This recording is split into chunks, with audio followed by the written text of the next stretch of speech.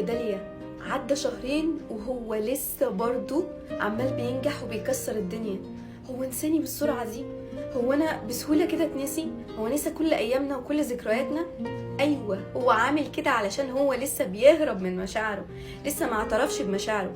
الطبيعي ان اول 6 شهور بعد الانفصال مباشرة الست هي اللي بتعيش فيهم اكستريم قوي من المشاعر، بتاخد دورة الام الصدمة على حق، تبقى ماشية في التدرج الطبيعي للصدمة.